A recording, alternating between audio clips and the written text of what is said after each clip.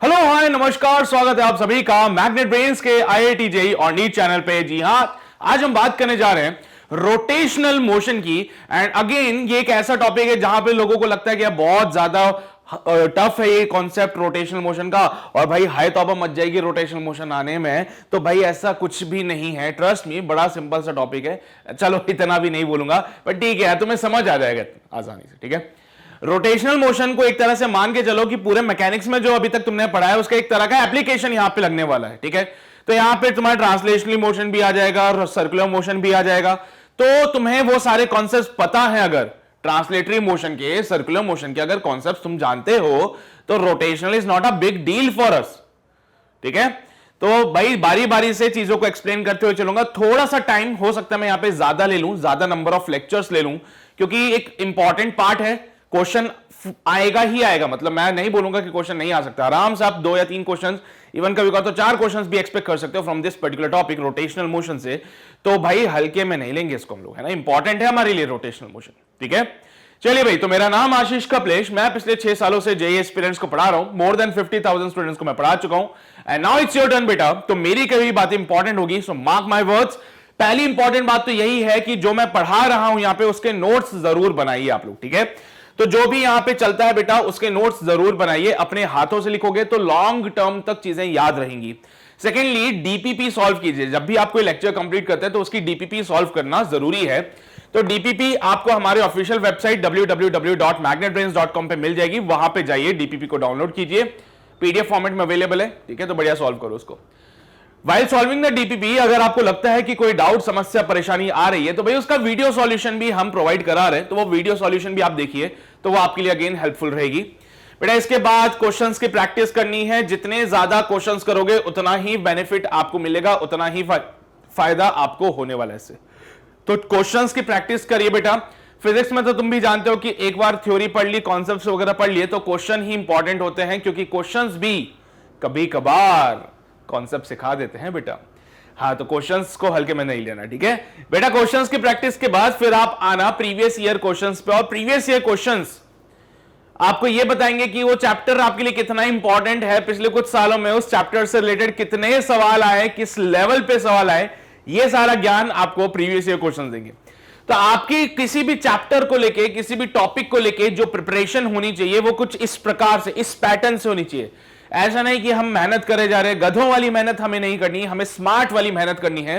तो आप अपनी प्रिपरेशन को एक प्रॉपर स्ट्रेटेजी के साथ आगे लेके चलिए, तो आपका सिलेक्शन 100% होगा बेटा। ये बात मैं इसलिए कह रहा हूं क्योंकि आपसे पहले जिनको पढ़ा है, सेम पैटर्न से पढ़ा है, सेम प्रोसेस फॉलो करवाए और उनका सिलेक्शन हुआ है, तो आपका भी होगा ही होगा, अगर आप प्रॉपर पैटर्न के साथ प्रिपरेशन करोगे तो। ठीक है, बाकी जो भी आपके डाउट सॉल्विंग सेशंस है, डिस्क्रिप्शन में जाइए, वहां पे आस्क योर डाउट करके लिंक अवेलेबल है, वहां पे जाके आप डाउट्स पूछ सकते हैं।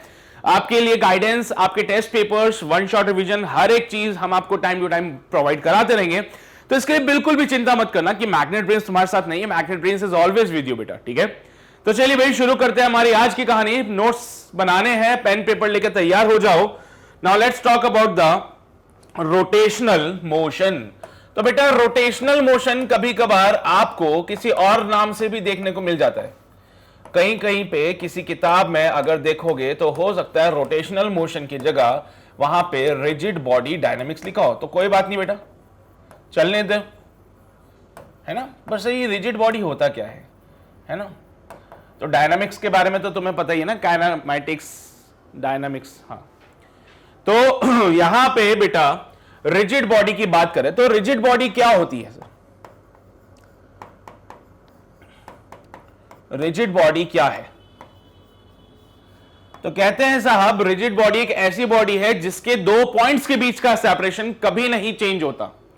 जैसे कि ये पेन है मेरे पास, जस्ट समझने की बात है, ये पेन है मेरे पास, इस पेन के इस वाले टिप में और इस वाले एंड के बीच का सेपरेशन चेंज हो सकता है? ऐसे तो नहीं हो सकता सर। मैं कोशिश करूं, इसको प्रेस करूं, दबा दूं ताकि इनके बीच का सेपरेशन चेंज हो जाए, तो क्या वो पॉसिबल है मेरे लिए? बोलो बेटा, पॉसिबल है क्या ये वाले पॉइंट का और ये वाले पॉइंट के बीच का सेपरेशन चेंज करना है मुझे? कर पाऊंगा क्या मैं? कोशिश क्या, ऐसे घुमा दूं इसको, नहीं हो रहा यार, बहुत कोशिश कर ली मैंने, इससे ज्यादा जोर नहीं लगाऊंगा, मैं टूट गया तो फिर मेरा नुकसान होगा, है ना। हाँ, तो द पॉइंट इज कि मैं कोशिश कर लूं, लाख कोशिश कर लूं, लेकिन यहां पे इन दोनों पॉइंट्स के बीच का सेपरेशन चेंज नहीं हो रहा, तो मैं क्या बोलूं, ये रिजिड बॉडी है? हां सर, ये रिजिड बॉडी है। तो रिजिड बॉडी कोई से भी शेप की हो सकती है, मैं नहीं बोलूंगा कि कहीं सिलेंड्रिकल ही होगी या फिर स्क्वायर ही होगा। स्क्वायर भी हो सकता है, सिलेंडर भी हो सकता है, रेक्टेंगल भी हो सकता है, कुछ भी हो सकता है रिजिड बॉडी में बेटा। तो मैंने कोई आर्बिट्ररी शेप बना दिया यहां पे, आर्बिट्ररी शेप मतलब कोई भी इमेजिनरी शेप, और इसमें 2 पॉइंट्स मार्क कर दिए ए और बी। एंड कहा मैंने कि साहब अगर ए और बी के बीच का जो डिस्टेंस है, ए और बी के बीच की जो डिस्टेंस है, अगर वो कभी भी चेंज नहीं होगी तो it is a rigid body. तो बेटा ये क्या हो जाएगी, एक रिजिड बॉडी हो जाएगी। This rigid body can be anything. It can be a cylinder, it can be a square, it can be a rectangle, it can be a rod, it can be a sphere as well. Sphere भी हो सकता है बेटा। तो मैं ऐसा कुछ नहीं बोलूंगा कि rigid body का शेप यही होगा या वो नहीं होगा, कुछ भी हो सकता है बेटा, ठीक है। तो rigid body समझते हो ना तुम लोग, एक ऐसी बॉडी जिसके 2 पॉइंट्स के बीच का सेपरेशन कभी चेंज नहीं होता, बल्कि उसकी जगह एक ऐसी बॉडी दे दूं, जैसे कि मान लीजिए कोई आर्बिट्री शेप की बॉडी, ये पॉइंट ए है, ये पॉइंट बी है। अगर मैं यहां से ऐसे इसको दबाऊं तो ये पॉइंट खिसक के आगे आ गया। अगर मैंने इसको यहां से ऐसे दबाया, ऐसे उंगली से दबाया, और ये पॉइंट खिसक के आगे आ गया, कहां पे, ए डैश, तो क्या बेटा distance between the points change हो गया? बिल्कुल साहब, पहले डिस्टेंस था डी, आज डिस्टेंस है डी डैश। तो यहां पे आप देख रहे हो, this is the point A, this is the point B. यहां से मैंने इसको ऐसे दबाया तो देखा ए खिसक के आ गया ए डैश पे। It is not a rigid body. ये रिजिड बॉडी के नाम पे कलंक है सर, है ना, ये रिजिड बॉडी हो ही नहीं सकता। It is not a rigid body, क्योंकि ये रिजिड बॉडी की परिभाषा है, 2 पॉइंट्स के बीच का सेपरेशन कभी चेंज नहीं होना चाहिए। यहां से आप कितना भी कुछ भी कर लो, यहां पे अगर तुम सोच रहे हो कि यहां से मैं ऐसे उंगली से इसको फोर्स लगा दूं या यहां से फोर्स लगा दूं, नहीं होगा चेंज, ठीक है। क्लियर है ये बातें बेटा सभी को? पक्का? चलिए भाई, तो अब मैं एक और केस कंसीडर कर रहा हूं, जरा गौर फरमाना, मजा आएगा देखना, है ना। मान लीजिए बेटा यही कोई मेरे पास रिजिड बॉडी, ये है point A and this is the point B. अभी इन दोनों पॉइंट्स के बीच का सेपरेशन है बेटा डी। अब बोला गया कि रिजिड बॉडी मूव कर रही है, और मूव करने के बाद रिजिड बॉडी यहां पे पहुंच गई, मूव हुआ, और मोशन के बाद रिजिड बॉडी कहां पहुंच गई? यहां पे पहुंच गई। तो ए वाला पॉइंट मोशन करता करता आ गया यहां पे, और बी वाला पॉइंट मोशन करता करता आ गया कहां पे? यहां पे, है ना बेटा। तो ए वाला पॉइंट तो यहां पे आ गया, और बी वाला पॉइंट कहां पे आ गया? यहां पे आ गया बेटा। अभी भी इनके बीच का सेपरेशन कितना है? डी है। हाँ सर, अभी भी इनके बीच का सेपरेशन क्या है बेटा? डी ही है। तो बेटा यहां पे इस रिजिड बॉडी ने एक मोशन परफॉर्म किया, यहां पे रिजिड बॉडी ने, इस रिजिड बॉडी ने मूव किया। ये जो रिजिड बॉडी था, बॉडी थी जो भी है, इसका हुआ है मोशन। अब पर मुझे पता नहीं है कि सर मोशन कौन सा वाला है, किस प्रकार का मोशन। तो हम क्या करते हैं, इसके पॉइंट्स को चेक करते हैं। इस रिजिड बॉडी के पार्टिकल्स को देखा, पहले इसके पार्टिकल्स के बीच का सेपरेशन था डी, और इसके बीच सेपरेशन है डी, मतलब ये रिजिड बॉडी है। बहुत बढ़िया सर। बिफोर 2 पोजीशन ले लेते हैं, जैसे कि मैंने बोल दिया this is position number first and this is the position number second. Sir पहले पोजीशन पे यहां पे देखिए इन दोनों के बीच का जो डिस्टेंस है, और ये वाली जो लाइन है जो इन दोनों को जोड़ रही है, ये जो लाइन जो इन दोनों को जोड़ रही है बिफोर एंड आफ्टर, अगर वो एक दूसरे के पैरेलल है तो ये केस होता है बेटा लीनियर मोशन का। This is the case of linear motion बेटा, ठीक है। तो कैसे पता लगाओगे? आप बस इतना सा चेक कीजिए कि बिफोर एंड आफ्टर, अगर दोनों पॉइंट्स के बीच को जोड़ने वाली लाइन वो पैरेलल रहती है तो it is the case of a linear motion, ठीक है। अगर वो पैरेलल रहती है तो it is the case of a linear motion. Second चीज, जितना डिस्टेंस इसने चला है क्या उतना ही डिस्टेंस ये भी चल रहा है? हाँ सर, यही खासियत है रिजिड बॉडी की बेटा। रिजिड बॉडी के बीच का सेपरेशन कभी चेंज नहीं हो सकता, और रिजिड बॉडी के बीच का सेपरेशन कभी चेंज नहीं हो सकता, जिसके कारण जितना डिस्टेंस ऊपर वाला पॉइंट चलेगा उतना ही डिस्टेंस नीचे वाला पॉइंट भी चलेगा। This is for the rigid body again. तो रिजिड बॉडी के लिए एक और परिभाषा आ गई कि भाई जितना डिस्टेंस उसका एक पॉइंट ट्रैवल करता है उतना ही डिस्टेंस उसका दूसरा पॉइंट भी ट्रैवल करेगा ही करेगा। इस बात का ध्यान रखना आप लोग थोड़ा सा। तो भाई ए वाले ने अगर x डिस्टेंस ट्रेवल किया तो बी वाला भी क्या करेगा? x डिस्टेंस ट्रेवल करेगा। आप देख रहे हो जो दोनों का पाथ था वो एक दूसरे के पैरेलल है, तो ये एक कहानी बनती है फॉर द लीनियर मोशन। किसके लिए बनेगी कहानी? लीनियर मोशन के लिए बनेगी। क्लियर रहेगी बच्चा? क्या ये बातें सबको क्लियर रहेगी? वहीं पे अगर मैं एक और बॉडी को ले लूं, रिजिड बॉडी ले ली बेटा मैंने फिर से एक और इस रिजिड बॉडी को यहां से कील ठोक दिए से ठक ठक ठक। अब मैं इस रिजिड बॉडी को मूव कर रहा हूं, ठीक है? तो मैंने क्या किया, ये एक रिजिड बॉडी है, थोड़ा सा नीचे बना लेते हैं इस रिजिड बॉडी को, और इस रिजिड बॉडी को जब हमने बनाया तो यहां पे हमने ठोक दी कील, है ना? यहां से इसको टक टक टक करके कील ठोक दी दीवार में। अब इस रिजिड बॉडी को मोशन प्रोवाइड कराया, तो रिजिड बॉडी क्या होगा, कुछ अलग इस प्रकार का मोशन करेगा, सच दैट उसके जो पॉइंट्स होंगे बेटा, इस फिक्स पॉइंट हो गया ये तो हमारे, ये क्या हो जाएगा बेटा, एक फिक्स्ड पॉइंट हो जाएगा, क्योंकि आपने यहां पे कील ठोक दी है, क्योंकि आपने यहां पे क्या किया बेटा, कील ली, कील को ठोक दिया यहां पे दीवार में। अब क्या हो गया, ये फिक्स पॉइंट हो गया। अब जरा इस रिजिड बॉडी के पार्टिकल्स को देखते हैं। तो this is the point A, this is the particle A, this is the particle B. अब रिजिड बॉडी जो मोशन करेगी उसके हिसाब से इसके जो पार्टिकल्स है वो क्या करेंगे बेटा, एक सर्कुलर पाथ फॉलो करेंगे।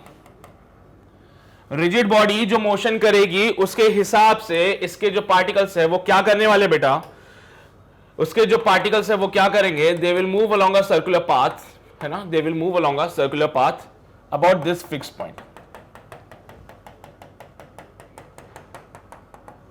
बेटा अभी भी इन दोनों के बीच का सेपरेशन डी था, बट अब वो बिफोर एंड आफ्टर में ये जो लाइन ज्वाइनिंग द पार्टिकल्स थी वो पैरेलल नहीं है।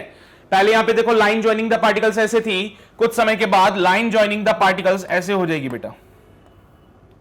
क्या ये पैरेलल है? नहीं सर। पहले क्या होता था बेटा, लाइन ज्वाइनिंग द पार्टिकल्स, ये वाली line, line joining the particles before and after parallel हुआ करती थी, तो हमने बोला साहब ये क्या हो जाएगा, एक लीनियर मोशन हो जाएगा। Line joining the particle before and after parallel होती थी तो हम बोलते थे ये लीनियर मोशन है, लेकिन यहां पे देखिए the line joining the particle before and after parallel नहीं है, लेकिन इसकी जगह मैंने देखा कि जो पार्टिकल्स है they are moving along the fixed line, they are moving in such a way that their distance from this fixed point, it always remains the same. It always remains the same. तो क्या बोलूं मैं साहब, मैं बोलता हूं कि sir अब क्या हुआ, एक रिजिड बॉडी हमने ली, रिजिड बॉडी को यहां पे कील ठोक दी और रिजिड बॉडी को मोशन प्रोवाइड कराया। जब रिजिड बॉडी का मोशन हो रहा था, जब रिजिड बॉडी का मोशन हो रहा था तो मैंने देखा क्या कि इसके जो पार्टिकल्स है they are moving along a fixed path, they are moving along the circular path with respect to this fix point. बेटा इस फिक्स पॉइंट के हिसाब से देखो तो they are moving along a circular path, और बेटा इस प्रकार का मोशन जिसमें पार्टिकल सर्कुलर पाथ परफॉर्म करें उसको क्या कहते हैं, रोटेशनल मोशन। तो साहब यहां पे जो रिजिड बॉडी थी हमारे पास, यहां पे जो रिजिड बॉडी थी हमारे पास, it is performing the rotational motion.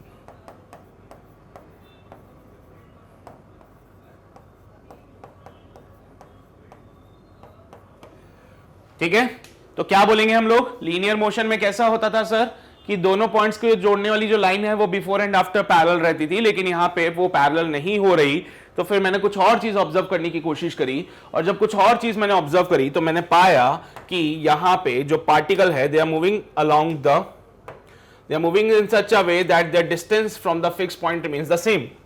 They are moving in such a way that their distance from the fixed point remains the same.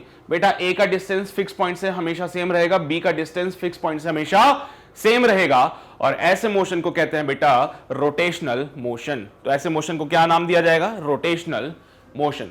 यहीं पे एक बहुत बड़ा कंफ्यूजन जो अक्सर लोगों को होता है, difference between the circular and the rotational motion, वो भी क्लियर होता है। तो बेटा सर्कुलर मोशन और रोटेशनल मोशन में क्या डिफरेंस है, तो आप देख सकते हैं यहां पे कि जो रोटेशन बॉडी है वो क्या कर रही है, रोटेशनल मोशन कर रही है, और जो पार्टिकल्स होते हैं बॉडी के वो क्या परफॉर्म करते हैं, सर्कुलर पाथ फॉलो करते हैं। तो सर्कुलर पाथ में और रोटेशनल मोशन में आप देख रहे हो बॉडी जो है रोटेट करती है, बॉडी, ये पूरी बॉडी ऐसे रोटेट कर रही होगी अबाउट द फिक्स पॉइंट। ठीक है, तो रोटेशनल मोशन में क्या होगा बेटा, कोई भी बॉडी होगी it will rotate about this fix point, और इस बॉडी के जो पॉइंट्स होंगे, इस बॉडी के जो पार्टिकल्स होंगे, they will perform the circular motion about this fix point, और ये सर्कुलर मोशन का सेंटर हो जाएगा।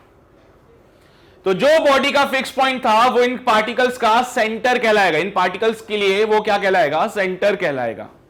बात समझ रहे हो आप, बात समझ रहे हो ना बेटा। तो जो बॉडी का फिक्स पॉइंट था जिसके बाद बॉडी रोटेशनल मोशन कर रही थी, क्योंकि देखो बॉडी का मोशन कैसे होगा, ये पॉइंट फिक्स हो गया, अब ये बॉडी यहां से नहीं लेगी, सिर्फ ऐसे ऐसे घूमती रहेगी, ऐसे ऐसे।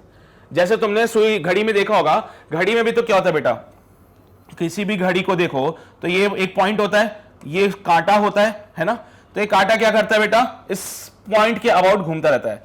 पूरा कांटा आगे जाने की कोशिश करता है, बट क्योंकि उसको यहां से बांध के रखा हुआ है ना, इस सुई को यहां से बांध के रखा है, तो वो आगे जाने के चक्कर में क्या होती है, वो इस प्रकार से मोशन करती है। ऐसे ही होता है बेटा, ऐसे घूमती रहती है पूरी। तो सुई क्या कर रही है बेटा, सुई तो रोटेशनल मोशन कर रही है, लेकिन सुई के ऊपर एक पार्टिकल बना दूं तो वो पार्टिकल क्या करेगा बेटा, घड़ी का जो कांटा होता है वो तो रोटेशन मोशन करता है, लेकिन कांटे के ऊपर एक पार्टिकल बना दूं तो पार्टिकल क्या करेगा बेटा, circular motion about this fix point. तो यही तो बात है बेटा, और कुछ भी नहीं है इसमें। जिसको तुम हवा समझते थे, हवा समझते थे, वो बउआ है। ठीक है, हाँ। तो बेटा यही होता है बेटा, घड़ी में भी तो ऐसा ही होता है। सुई जो होती है, घड़ी की जो सुई होती है वो क्या करती है, रोटेशनल मोशन, लेकिन उस सुई के ऊपर अगर आप पार्टिकल चिपका दो तो पार्टिकल का मोशन आपको सर्कुलर दिखेगा। सुई इस फिक्स पॉइंट के अबाउट रोटेशन करती है, और यही फिक्स पॉइंट जो है इस पार्टिकल के लिए सेंटर का काम भी करेगा। यही फिक्स पॉइंट क्या करेगा सर, पार्टिकल के लिए सेंटर का काम करेगा। समझ रहे हो ना बात को तुम लोग, ठीक है। तो लीनियर मोशन में और रोटेशन मोशन में अंतर समझ आता है ना, पक्का ना। चलिए भाई, बहुत बढ़िया। वहीं पे अगर मैं बोल दूं कि साहब अब एक काम करते हैं सर, अगर ये रिजिड बॉडी को यहां से तो आपने फिक्स किया था, लेकिन एक काम करो ना, इसको यहीं से आगे की तरफ मूव कराना शुरू कर दो। फिर यही रिजिड बॉडी, इसका जो फिक्स्ड पॉइंट था, अगर वो लीनियर मोशन करने लग जाए तो क्या होगा साहब। तो यही फिक्स्ड बॉडी है बेटा, अगर इसको यहां से, रिजिड बॉडी है हमारे पास, फिक्स्ड बॉडी बोल रहा था क्या मैं पहले, ओहो। तो ये रिजिड बॉडी, ये इसका फिक्स्ड पॉइंट, लेकिन ये फिक्स्ड पॉइंट जो है अगर वो स्ट्रेट लाइन मोशन करने लग जाए तो क्या होगा, है सर। ये फिक्स्ड पॉइंट अगर लीनियर मोशन करने लग जाए तो क्या होगा, तो सर बॉडी भी चल रही है, फिक्स पॉइंट भी चल रहा है, तो बॉडी रोटेट भी करेगी और आगे भी बढ़ेगी, रोटेट भी करेगी, आगे भी बढ़ेगी, रोटेट भी करेगी, आगे भी बढ़ेगी। बट एक ऐसा मोशन जिसमें बॉडी लीनियर मोशन भी करे और साथ ही साथ रोटेशनल मोशन भी करे, उस टाइप के मोशन को कहते हैं रोलिंग मोशन बेटा, ठीक है। वैसे तो प्लेनर मोशन भी नाम देते हैं इसको हम लोग, कुछ लोग देखना है, इसको प्लेनर मोशन कहते हैं, जहां पे इसका एग्जांपल आता है रोलिंग का। तो रोलिंग में ऐसा ही है बेटा कि बॉडी रोटेशनल मोशन भी करती है, बॉडी रोटेशनल मोशन भी करती है, साथ ही साथ वो लीनियर मोशन भी करती है। तो रोटेशनल मोशन के साथ साथ जब लीनियर मोशन भी आ जाए तो वो एक प्लेनर मोशन, यानी बोले को एग्जांपल में अगर कंसीडर करूं तो रोलिंग का केस बनता है इसमें, ठीक है। तो इसमें क्या होगा बेटा, बॉडी तो रोटेट कर रही है, लेकिन क्योंकि वो जो फिक्स पॉइंट था वो लीनियर मोशन कर रहा है, तो पूरी बॉडी आगे भी बढ़ेगी और गोल गोल भी घूमेगी, गोल गोल भी घूमेगी, आगे भी बढ़ेगी। तो ये केस होता है बेटा रोलिंग का। रोलिंग का सबसे परफेक्ट एग्जांपल आपको दिखने वाला है व्हील में, पहिए में। तो व्हील में क्या होता है बेटा, देखना जरा, पहिया घूमता है, तुम भी जानते हो, सेंटर के अबाउट एक फिक्स पॉइंट होता है, इसके अबाउट ये पहिया घूमता है बेटा। ये पार्ट तो सीधा सीधा चलता है, साथ ही साथ पहिया रोटेट भी करता है, पहिया रोटेट भी करता है और आगे भी बढ़ता है। तो रोलिंग का सबसे परफेक्ट एग्जांपल आपको कहां मिल जाएगा, व्हील में मिल जाएगा। वैसे मैं चाहूं तो इस पहिए से तीनों प्रकार के मोशन को डिफाइन कर सकते हैं, तुमने भी सोचा होगा इस बात को और सोच के देखा होगा कि सर अगर मैं इसी व्हील का एग्जांपल ले लूं तो क्या हर प्रकार के मोशन को मैं यहीं से समझा सकता हूं। तो ये रहा पहिया, ठीक है, ये उसका सेंटर वाला पार्ट, यहां पे उसके स्पोक्स होते हैं, देखा है ना तुमने, अरे ऐसे होते हैं ना स्पोक्स, नहीं होते क्या, पता नहीं भाई, मेरे पास जो साइकिल थी उसमें स्पोक्स लगे हुए थे ऐसे। तुम्हारे पास, ओहो तुम्हारे पास तो साइकिल नहीं होगी ना, तो तुम बड़े हो गए हो ना, मोटरसाइकिल वगैरह हो गए तुम्हारे पास तो, है ना। तो भाई मेरे पास थी साइकिल, उसमें तो ऐसे स्पोक्स लगे हुए थे, तो उसमें हमने क्या किया, यहां पे लगा दिए बल्ब, है ना, एलईडी वाले बल्ब आते हैं ना, यहां पे लगा दिए बल्ब, बढ़िया मस्त। हाँ, मैंने नहीं लगाए थे, बस फिजिक्स के नाम पे समझो कि यहां पे हमने क्या लगा दिया, बल्ब लगा दिए। अब करो स्टंट, कैसे करना है स्टंट?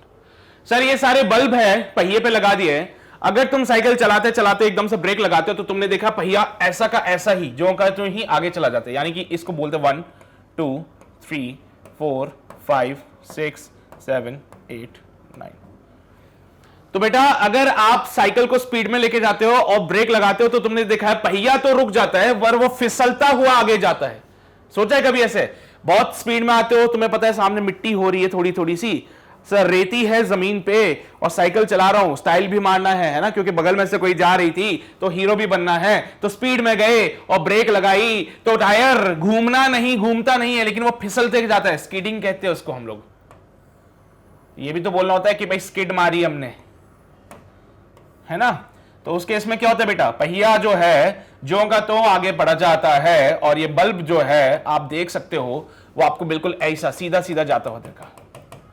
किसी भी बल्ब को ले लो वो आपको बिल्कुल सीधा सीधा जाता हुआ दिखेगा और अपनी जगह पे ही रहेगा। वो किसी भी बल्ब को उठा लो वो बिल्कुल आपको सीधा सीधा जाता हुआ दिखेगा और फिर से अपनी जगह पे ही पहुंच के नजर आएगा आपको।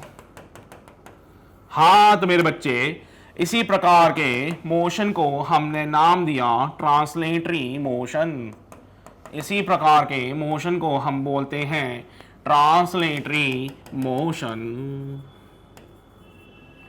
ठीक है ना मेरे बच्चे, बात समझ रहे हो? तो क्या हुआ, साइकिल चला रहे थे बढ़िया मस्त, हमने देखा कि सामने मिट्टी है, थोड़ा सा स्टाइल मार लेते हैं। स्टाइल मारने के लिए हमने लगा दिए ब्रेक और ब्रेक लगाए तो क्या हुआ, 4 5 इसके बाद ही लगा दी क्या? ओहो कोई बात नहीं, चलो 6 7 8 5 6 7 8, चलो ठीक है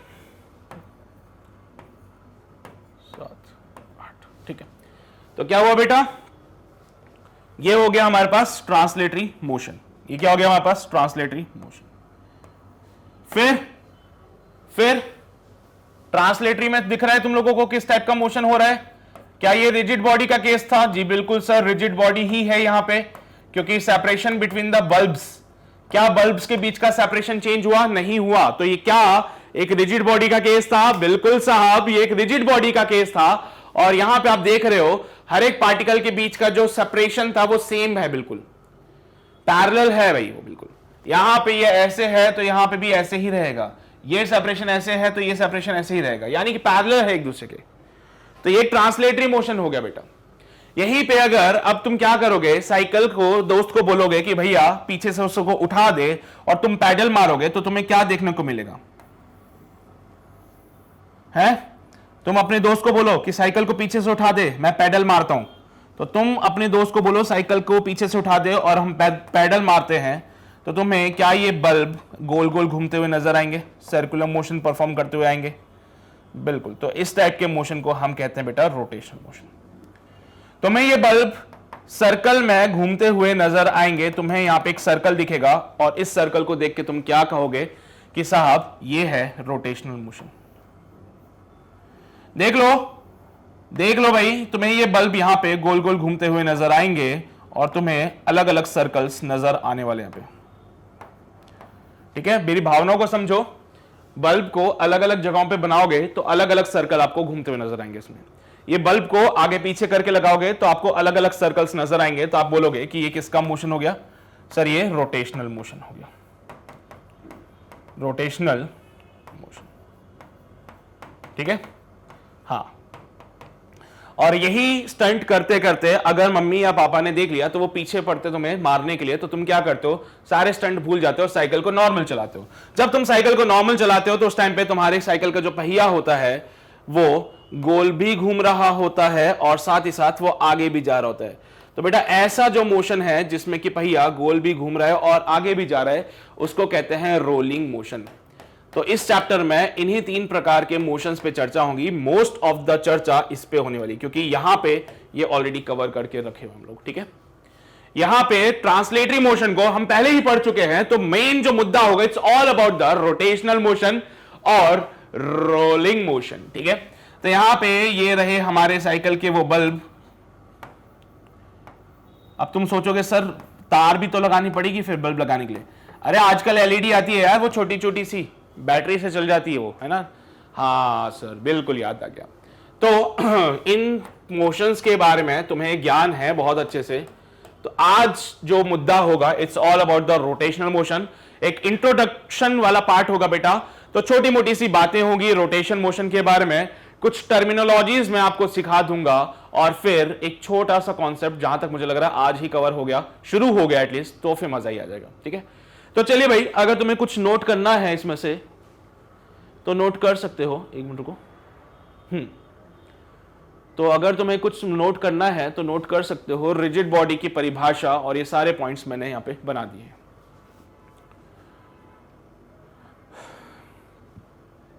ठीक है बेटा,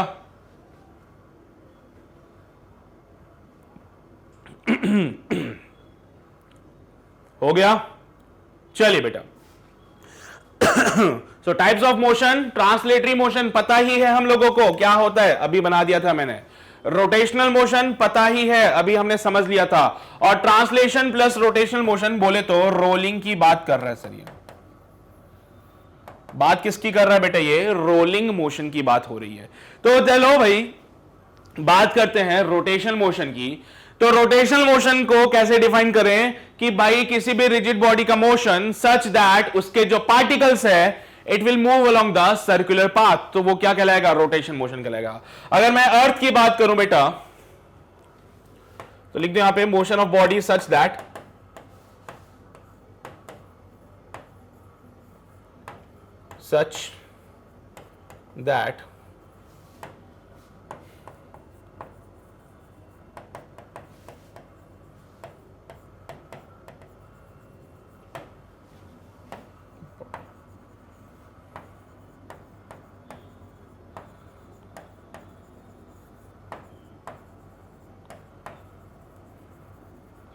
चलिए भाई, तो किसी भी बॉडी का मोशन सच दैट उसके जो पार्टिकल्स है they will move along the circular path, तो उसको क्या बोल सकता हूं मैं, रोटेशनल मोशन कह सकता हूं। जैसे अर्थ का भी तुम्हें पता है रोटेशन होता है भाई, अर्थ का रोटेशन होता है, तो तुम जो अर्थ पे खड़े हो क्या होगा तुम्हारा हाल, सर हम क्या सर्कुलर मोशन कर रहे हैं, बिल्कुल सही पकड़े हो। ठीक है, तो बेटा अर्थ का होता है रोटेशन, अर्थ घूमती है।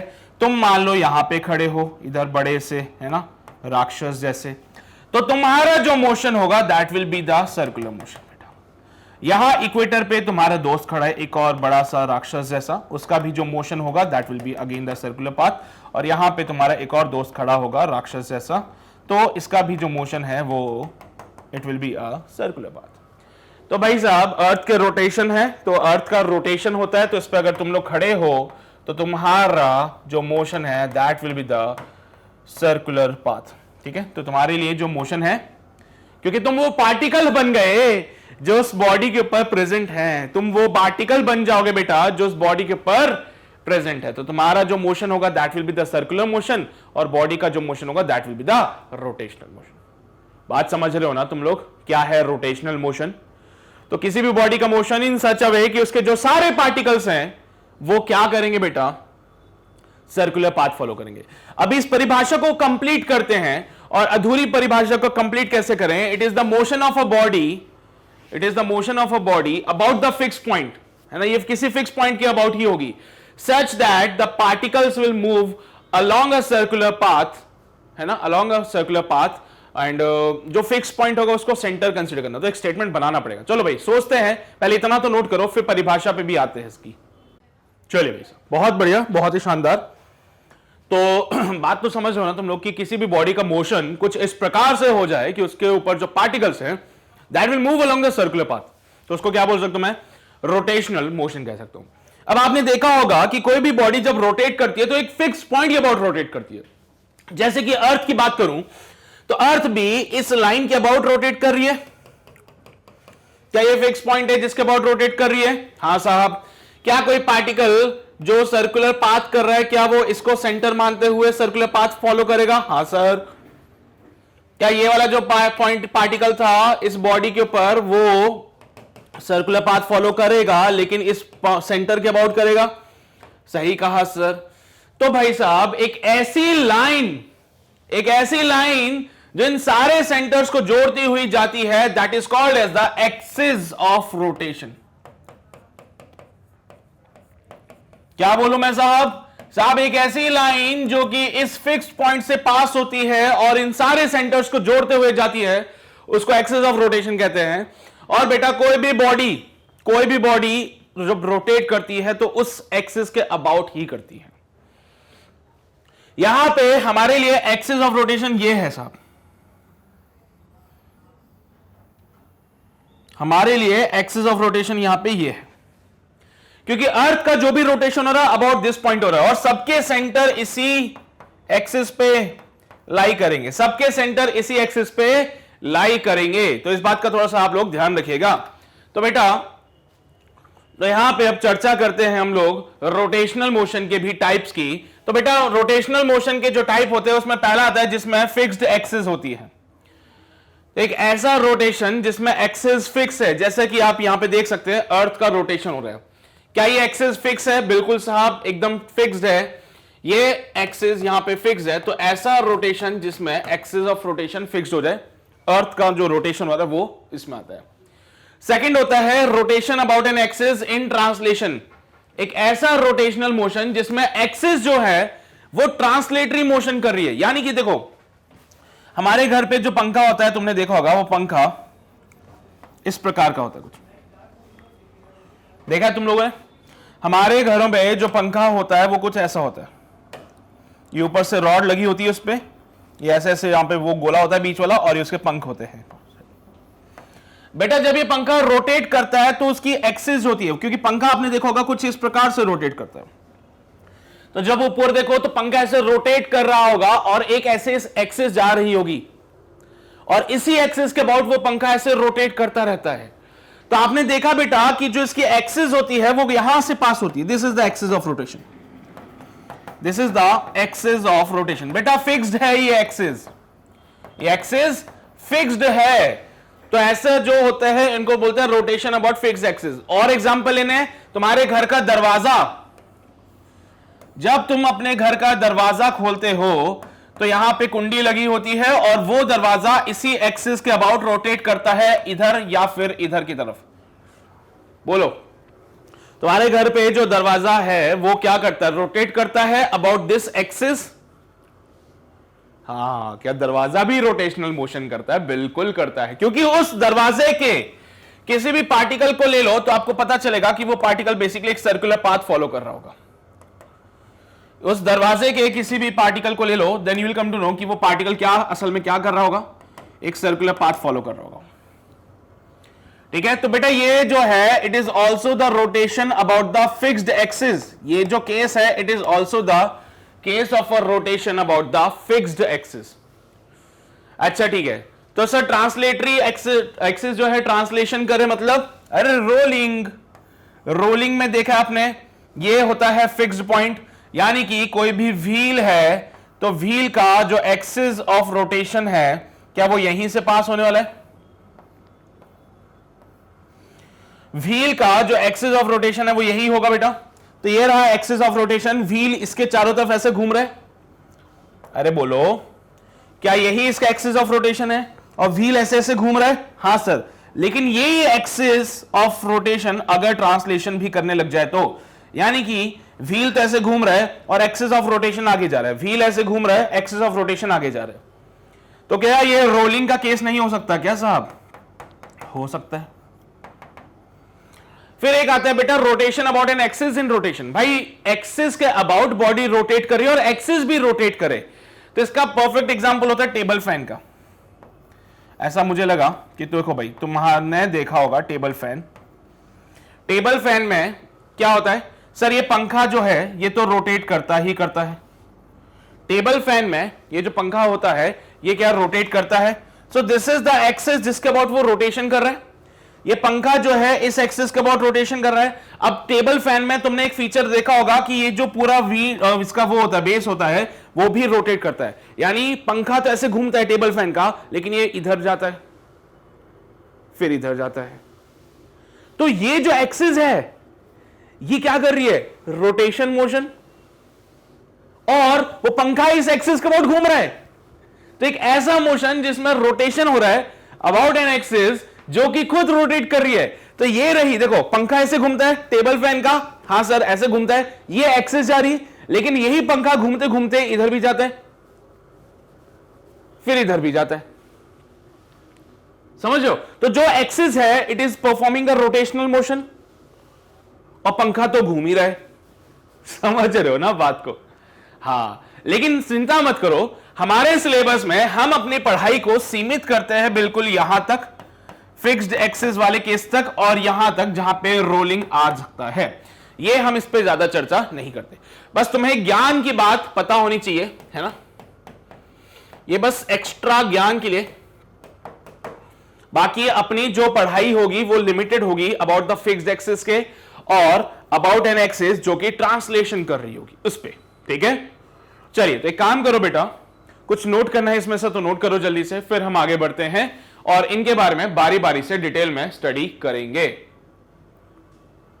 चलिए भाई साहब, बहुत शानदार। तो एक्सिस ऑफ रोटेशन क्या है? एक imaginary line which is passing, दिखेगी नहीं कभी भी तुम लोगों को, हाँ, बस तुम्हें प्रतीत होगा कि यहां से पास हो रही है। So it is an imaginary line which is perpendicular to the plane of the circular path of the particle of the rigid body in rotation and containing the center of all these circular path, and it was known as the axis of rotation. तो भाई क्या बोले भाई, सीधी सी बात है, कोई भी body जो रोटेट कर रही है उसके फिक्स्ड पॉइंट से पास होती है। मैंने क्या बोला था, कोई भी बॉडी जब रोटेशन करती है तो एक पॉइंट हम फिक्स रखते हैं। So this is the fixed point we have, है ना? क्या है बेटा, ये फिक्स पॉइंट होता है? बिल्कुल साहब, ये फिक्स पॉइंट होता है। क्या इसके ऊपर पार्टिकल दिख रहे हैं आपको? हां सर दिख रहे हैं, ये रहे अलग अलग प्रकार के पार्टिकल। तो हर एक पार्टिकल क्या करेगा, सर्कुलर पाथ फॉलो करेगा अबाउट द सिस।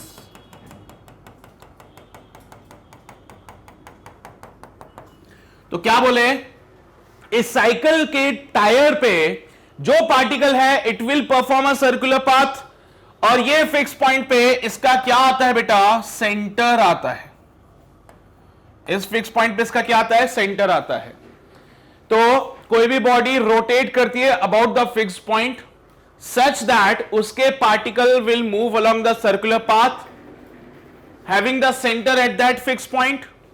कोई भी बॉडी रोटेट कर रही है अबाउट द फिक्स पॉइंट, उसका जो पार्टिकल होगा वो सर्कुलर पाथ में चलेगा सच दैट उसका सेंटर उस फिक्स पॉइंट पे हो। और एक ऐसी एक्सिस जो कि इस सेंटर से पास होती हुई चली जाए, उसको कहते हैं एक्सिस ऑफ रोटेशन। क्या बोलेंगे उसको, एक्सिस ऑफ रोटेशन। अब आप अलग अलग पार्टिकल देख लीजिए, एक पार्टिकल चाहो तो यहां बना लो, तो इस पार्टिकल का भी जो सेंटर होगा, इस पार्टिकल का जो सेंटर होगा वो भी कहां लाई करेगा, इसी पॉइंट पे लाई करेगा। यानी कि एक्सिस ऑफ रोटेशन जो है वो सारे पार्टिकल्स के सेंटर को पास करती जाती है। तो this is the actual definition of the axis of rotation. तो आई थिंक अभी बात समझ आ रही है आप लोगों को, है ना? तो एक्सिस ऑफ रोटेशन, जब भी कोई बॉडी रोटेट करेगी तो वो किसी एक्सिस के अबाउट, जैसे कि हम ओरिजिन को कंसीडर करते हैं ना एक रेफरेंस, तो वैसे ही यहां पे भी कुछ बातें होने वाली है जिसमें एक एक्सिस लेते हैं और बोलते हैं कि कोई भी घूमेगा तो इस एक्सिस के अबाउट घूमेगा। जैसे तुमने देखा होगा शक्तिमान, देखा तुमने तो कहां देखा, तुम्हारे जनरेशन में तो शक्तिमान था ही नहीं। हमारे जनरेशन में जब हम छोटे थे तो एक शो आता है शक्तिमान करके, उसमें शक्तिमान ऐसे घूमता था, तो एक उंगली ऊपर करके फिर ऐसे गोल गोल घूमता था। सो बेसिकली जब वो गोल गोल घूमते हैं, so actually is defining the axis of rotation. तो भाई ये एक्सिस ऑफ रोटेशन हो जाती है, एंड इस एक्सिस के अबाउट वो क्या कर रहा है, रोटेट कर रहा है फिर, है ना? तो this is the point, I hope you are getting my point, है ना? तो ये वो सारी बातें जो आपको पता होनी चाहिए। अगर ये सारी चीजें आपको क्लियर है तो अब हम आगे बढ़ सकते हैं और rotation about a fixed axis की बात कर सकते हैं बेटा। तो फिक्स्ड एक्सिस में जो रोटेशन हुआ उसमें मैंने आपको बोला था पंखे का एग्जांपल हो सकता है, हमारे घर पे जो दरवाजा है उसका एग्जांपल हो सकता है, और क्या क्या एग्जांपल हो सकते सर? आपने देखा ना ये हिंज्ड पॉइंट्स होती है, यहां पे दरवाजा जो होता है हमारे घर पे उसके ये पॉइंट्स क्या होते हैं, हिंज्ड होते हैं। तो इस पॉइंट के अबाउट ये दरवाजा खुलता है, बंद होता है। तो ये एक्चुअल में यहां पे एक्सिस ऑफ रोटेशन इस पॉइंट से पास होती है। सो this is the point of axis of rotation. पंखे के लिए बेटा जब पंखा घूमता है, पंखा जब घूमता है बेटा तो कुछ इस प्रकार से घूमता है। सो this is the axis of rotation. और इनके एक्सिस एक जगह फिक्स है बेटा, है ना। तो इनके जो एक्सिस होते हैं वो एक जगह फिक्स्ड है, ऐसा नहीं कि मूव कर रहे हैं, फिक्स हो गए एक जगह पे। अच्छा, तुमने देखा होगा चक्की, आजकल के जमाने में तो नहीं, पुराने जमानों में चक्की होती थी जिसमें यहां पे एक दो बड़े से पत्थर लगाए होते थे, ठीक है। तो ऐसे एक चक्की बनाई होती थी बेटा, ठीक है, और यहां पे हैंडल होता था और यहां पे खोल होता था। तो वो क्या करते थे, इसको पकड़ के ऐसे ऐसे घुमाते थे, तो ऊपर वाला पत्थर जो है वो रोटेशन मोशन करता था और अबाउट दिस एक्सिस उसका रोटेशन होता था। तो अबाउट दिस एक्सिस उसका क्या होता था बेटा, रोटेशन होता था। तो ये पत्थर गोल गोल घूमता था अबाउट दिस एक्सिस। तो यहां पे भी ये केस होता है बेटा फिक्स्ड एक्सिस का। ये भी केस किसका हो जाएगा, फिक्स्ड एक्सिस का, जहां पे बॉडी क्या कर रही है, एक ऐसे एक्सिस के अबाउट रोटेट कर रही है जो कि मूव नहीं कर रहा है, रेस्ट पे है वो एक्सिस पे। समझते हो ना बेटा, बात क्लियर चल रही है ना सभी को। बढ़े आगे, इसमें से कुछ बनाना तो नहीं ना। चलो भाई, rotation about an axis in translation. अब वो तो मैं बता चुका हूं, रोलिंग का केस बड़ा सिंपल सा सॉर्टेड सा केस होता है कि एक पहिया हमारे पास है ना, कोई भी व्हील हमारे पास होगा, this will be the axis of rotation of this wheel. अब आप देख रहे हो कि व्हील इस एक्सिस के अबाउट रोटेट करेगा, ये इसका एक्सिस हो गया बेटा, इसके अबाउट ये व्हील रोटेट करेगा, लेकिन ये एक्सिस जो है वो ट्रांसलेशन भी कर रहा है, यानी कि थोड़ी देर बाद ये व्हील आपको यहां दिखेगा,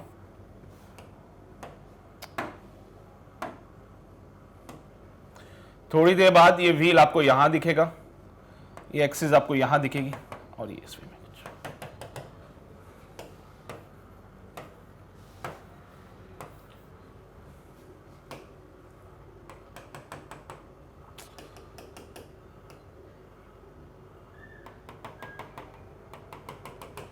ठीक है, तो थोड़ी देर बाद आपको ये व्हील यहां दिखेगा, रोटेट तो कर रहा है साहब, बट साथ में ट्रांसलेशन भी कर रहा है।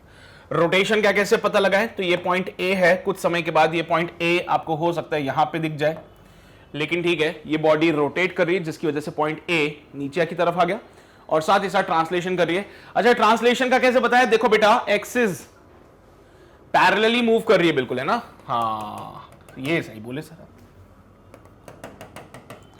पैरेलली मूव कर रही है ना, तो बिल्कुल ये ट्रांसलेटरी मोशन है और इसका रोटेशनल मोशन है। तो जो एक्सिस है, एक्सिस का ट्रांसलेटरी मोशन हो रहा है, एक्सिस का ट्रांसलेटरी मोशन हो रहा है और बॉडी का रोटेशनल मोशन हो रहा है अबाउट द एक्सिस।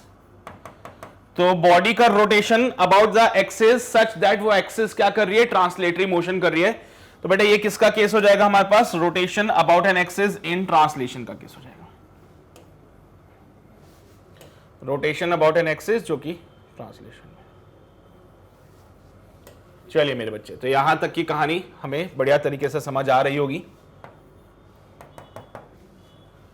ठीक है, ऐसे करके, ठीक है जी, है ना। Rolling is the case for this, सबसे परफेक्ट केस अगर आपको इसका लेना है तो रोलिंग का केस हम ले सकते हैं।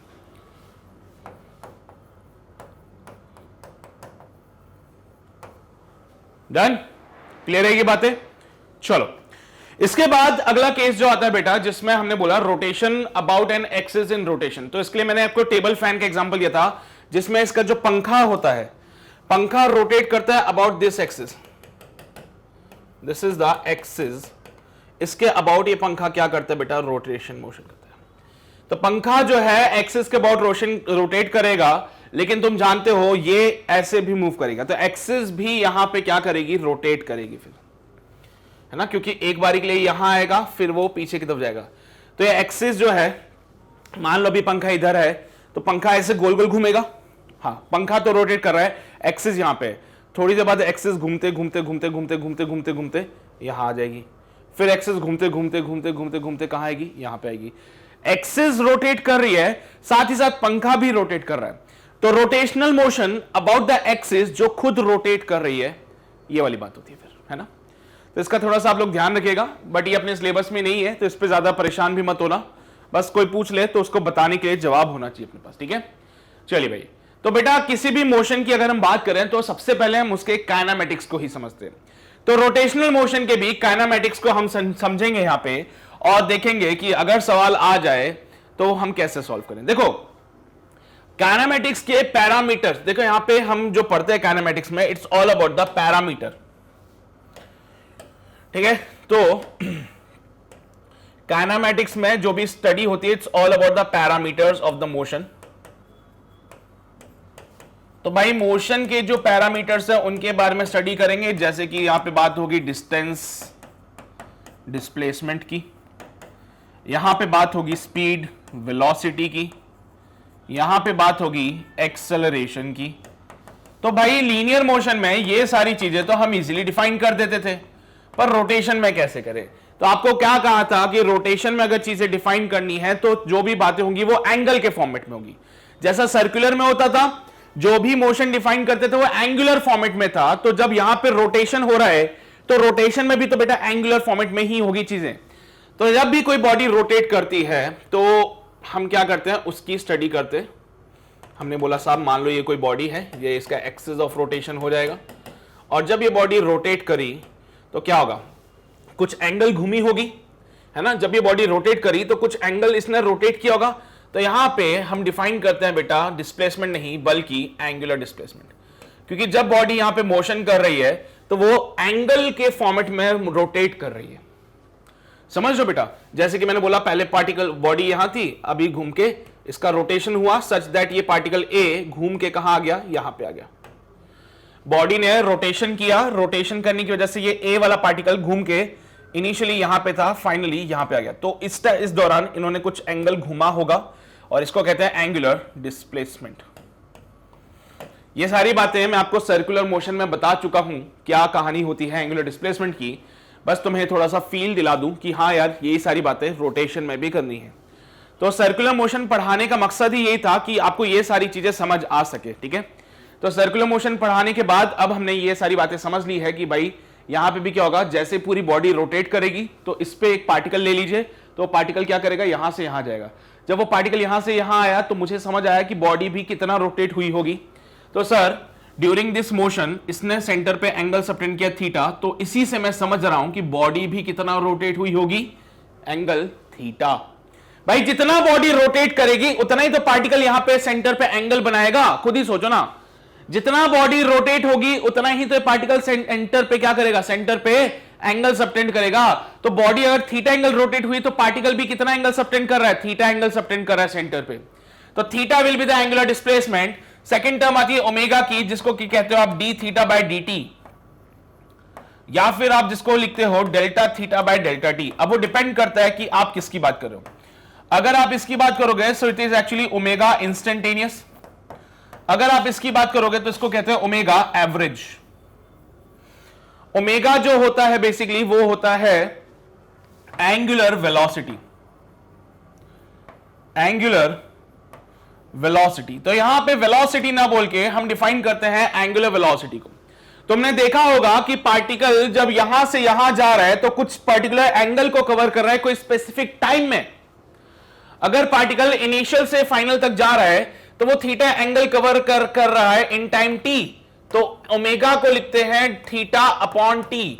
तो क्या बेटा this is the angular speed of the particle, हाँ sir this is the angular speed of the particle. अरे भाई साहब ये पार्टिकल तो बॉडी, रिजिड बॉडी के ऊपर फिक्स था ना, तो भाई जितनी स्पीड से पार्टिकल घुमा मतलब उतनी स्पीड से बॉडी भी घूमी। सोचो जरा, मैं घूमता हूं, ठीक है, अगर मैं घूम रहा हूं पूरा पूरा घूम रहा हूं, तो ये पेन मेरे हाथ में, समझना बात को, ये पेन मेरे हाथ में और अब मैं घूम रहा हूं, तो जितनी स्पीड से मैं घूमूंगा उतनी स्पीड से पेन भी घूमेगा। तो यार जब यहां पे ये पार्टिकल के घूमने की स्पीड तुम्हें पता चल गई, तो पार्टिकल तो बॉडी के ऊपर है ना, तो बॉडी भी तो उतनी स्पीड से घूम रही है, बॉडी भी तो उतनी स्पीड से घूम रही है। तो जो जो चीज आपने सर्कुलर मोशन के लिए किया था वही सारी बातें रोटेशन के लिए भी होने वाली है बेटा। जो इक्वेशंस आपने सर्कुलर के लिए लिखी थी, मैंने पूरी डेराइव कराई थी आपको ये इक्वेशंस, तो वही सारी इक्वेशंस आप रोटेशन के लिए भी लिखिए, ठीक है। तो ये सारी चीजें हम इस बॉडी के लिए भी डिफाइन करेंगे। बॉडी के पास भी एक एंगुलर वेलोसिटी ओमेगा आएगा, और वही एंगुलर वेलोसिटी उसके हर एक पार्टिकल के पास होगा। भले मैं यहां पे कोई और पार्टिकल बी बना दूं तो बी के पास क्या एंगुलर स्पीड होगी, ओमेगा। क्यों? क्योंकि बॉडी के ऊपर है वो सब। कोई और पार्टिकल बना दूं सी, उसके पास कितनी एंगुलर स्पीड होगी, ओमेगा। क्यों? क्योंकि बॉडी के ऊपर है साहब वो भी। तो सारे के सारे पार्टिकल बॉडी के ऊपर है, तो अगर बॉडी घूमती है ओमेगा से तो सारे पार्टिकल घूमेंगे ओमेगा से। तो मैंने एक पार्टिकल के लिए देख बोला कि साहब टी टाइम में वो थीटा एंगल घूम रही थी। मैं एक पार्टिकल की बात बोलूं तो बोलूं कि टी टाइम में वो थीटा एंगल रोटेट करी। सो टी टाइम में अगर वो थीटा एंगल रोटेट करी तो मैंने बोला साहब उसकी एंगुलर स्पीड निकाल सकता हूं थीटा अपॉन टी करके। तो जब ये एंगुलर स्पीड इस पार्टिकल के लिए निकाला तो पार्टिकल किस पे, बॉडी के ऊपर। तो भाई अगर पार्टिकल की स्पीड तुम्हें मिल रही है तो बॉडी की स्पीड भी तो मिल जाएगी। क्यों? क्योंकि पार्टिकल किस पे था, बॉडी के ऊपर। तो यहां पे वही सारी इक्वेशंस जो आप पहले पढ़ते आ रहे थे वही सारी इक्वेशंस फिर से एप्लीकेबल है। तो बिल्कुल आराम से इसको लगाइए, सॉल्व करो, कोई दिक्कत नहीं है। सवाल वगैरह आएंगे, सब बताऊंगा तुम लोगों को। पहले फिलहाल इतनी सी बातें नोट करो, फिर हम आगे बढ़ते हैं। ठीक है? ठीक है बेटा, बढ़े आगे।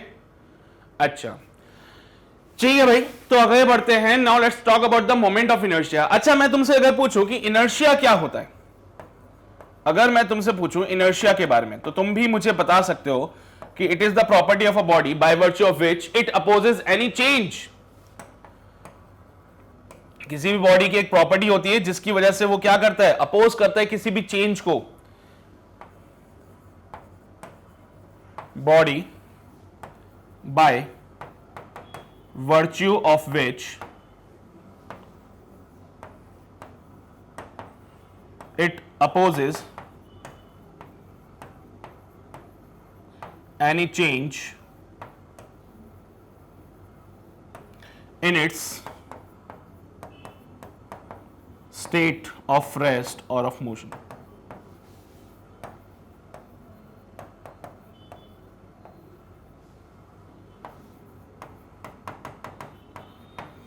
तो बेटा मोमेंट ऑफ इनर्शिया की बात करें तो it is the property of a body by virtue of which it opposes any change in its rotational motion.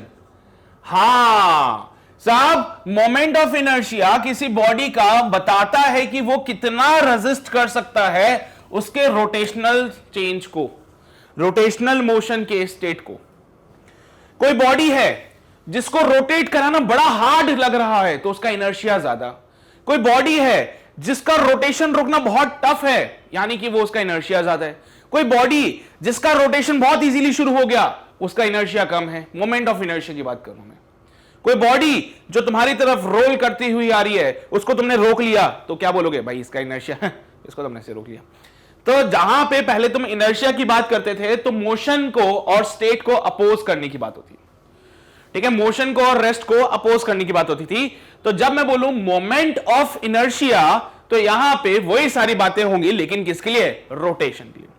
जैसा आप देख सकते हैं यहां पे एक बॉल है और इस बॉल को मूव कराने के लिए बहुत ज्यादा जोर लग रहा है।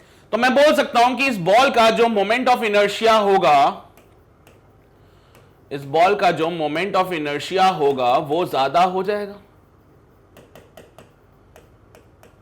ठीक है, तो मोमेंट ऑफ इनर्शिया उसका क्या हो जाएगा, ज्यादा हो जाएगा। अब क्योंकि सर बात यहां पे देखो, इनर्शिया किस पे डिपेंड करती थी, मास पे। भाई साहब सीधी सी बात है, जिसका मास ज्यादा उसका इनर्शिया भी ज्यादा, जिसका मास कम उसका इनर्शिया भी कम। सही बात नहीं है क्या, गलत बोल दिया क्या मैंने? भाई जिसका मास ज्यादा उसका इनर्शिया ज्यादा और जिसका मास कम उसका इनर्शिया भी कम। तो सेम कहानी मोमेंट ऑफ इनर्शिया की भी रहेगी कि भाई इसका मास देख लो एक बार कि इसका मास ज्यादा तो नहीं है। तो सर अगर पहली बात तो मोमेंट ऑफ इनर्शिया को कैपिटल आई से डिनोट करेंगे हम लोग। तो अगर कोई बॉडी जिसका मास अगर ज्यादा मिल रहा है तो मैं बोल सकता हूं कि इसका मोमेंट ऑफ इनर्शिया ज्यादा हो सकता है। तो मास ऑफ द बॉडी पे ये सारी बातें डिपेंड करती है। दूसरी चीज, उसके ओरिएंटेशन पे भी बात डिपेंड करती है कि उसका एक्सिस ऑफ रोटेशन कौन सा है। हां, क्योंकि रोटेशन हो रहा है इस बार, तो बेटा जब जब रोटेशन होगा तो ये बहुत मैटर करता है कि किस एक्सिस के अबाउट उसका रोटेशन हो रहा है। तो रोटेशन में अनिवार्य है एक्सिस ऑफ रोटेशन, AOR। तो रोटेशन में जो अनिवार्य होता है वो होता है एक्सिस ऑफ रोटेशन। तो मोमेंट ऑफ इनर्शिया किन किन फैक्टर्स पे डिपेंड कर सकती है कि सर इसके मास का डिस्ट्रीब्यूशन देख लो, इसके एक्सिस ऑफ रोटेशन से देख लीजिए मास कितनी दूरी तक डिस्ट्रीब्यूटेड है पूरा, है ना।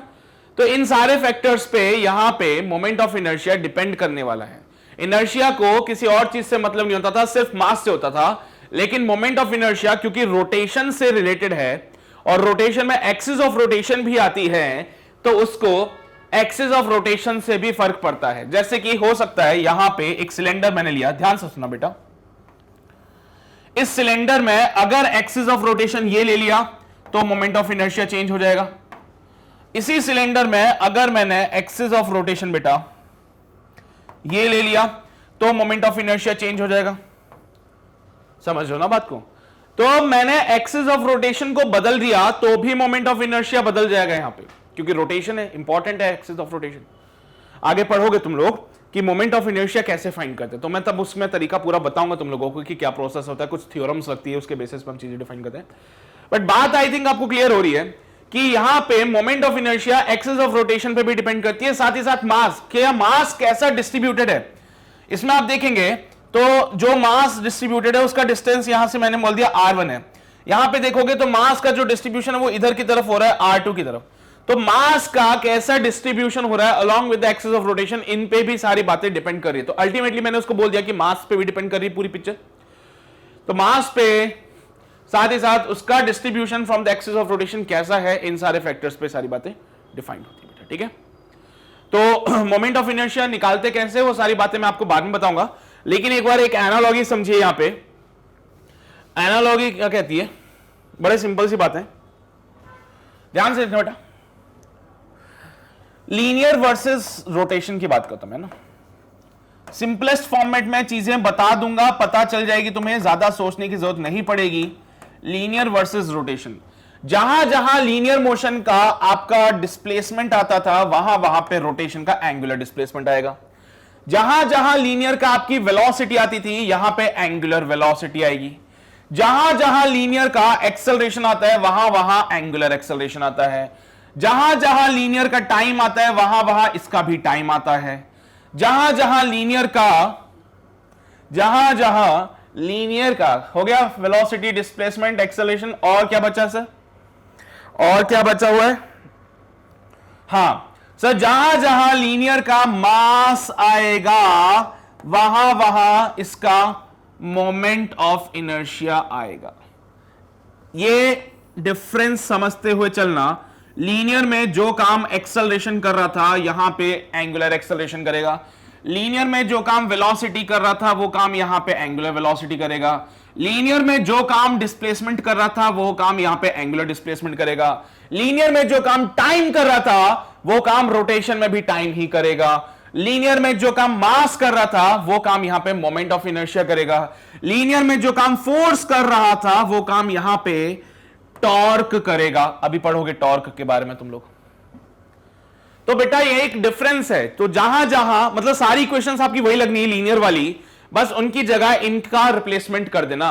जैसे लीनियर में तुमने फोर्स का फॉर्मूला पढ़ा था मास इंटू एक्सेलरेशन, और कहते थे सर कोई भी बॉडी के ऊपर फोर्स लगेगा तभी उसका मोशन होता था। तो वैसे ही रोटेशन में फोर्स की जगह कौन आएगा, टॉर्क, मास की जगह कौन आएगा, आई, और एक्सेलरेशन की जगह कौन आएगा, अल्फा। ये इक्वेशन तुम रोटेशन में पढ़ोगे और कहोगे कि किसी बॉडी के ऊपर अगर टॉर्क लगा तो बॉडी रोटेट करना शुरू हो जाती है। जैसे किसी बॉडी के ऊपर फोर्स लगेगा तो वो क्या करेगी, लीनियर मोशन करेगी। किसी बॉडी के ऊपर अगर फोर्स लगा दो तो वो लीनियर मोशन कर सकती है ना, वैसे किसी बॉडी के ऊपर टॉर्क लगाओ तो वो रोटेशन कर सकती है। तो ये सारी बातें अभी आगे पढ़ने वाले हम लोग।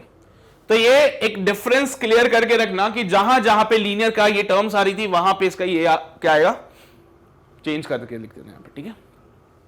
तो आपने इक्वेशंस पढ़ी थी, force equals to mass into acceleration, तो यहां पे इक्वेशन आएगी torque equals to I alpha. Kinetic energy linear के केस में आपने क्या पढ़ा है, हाफ एम वी स्क्वायर। बेटा रोटेशन में काइनेटिक एनर्जी आती है हाफ, मास की जगह कौन आएगा, आई, वी की जगह कौन आएगा, ओमेगा स्क्वायर। ये रोटेशनल काइनेटिक एनर्जी होती है। पढ़ाऊंगा, बताऊंगा कहां से आई, कैसे आई, सब बताऊंगा, थोड़ा सा समय दो, है ना बेटा। अच्छा, लीनियर मोमेंटम पढ़ा होगा आप लोगों ने, है ना। आपने पढ़ा है लीनियर मोमेंटम, जिसको कहते थे पी से, और वो होता था मास इंटू वेलोसिटी। यहां पे होता है बेटा एंगुलर मोमेंटम। यहां पे होता है एंगुलर मोमेंटम। बेटा लीनियर मोमेंटम को P इक्वल्स टू mv लिखते थे, तो एंगुलर मोमेंटम को L से लिखते हैं, and it is given bye nothing but m की जगह पे I, v की जगह ओमेगा। लो भाई, m की जगह पे I, v की जगह ओमेगा। यहां पे आपने लीनियर मोमेंटम कंजर्वेशन पढ़ा हुआ है,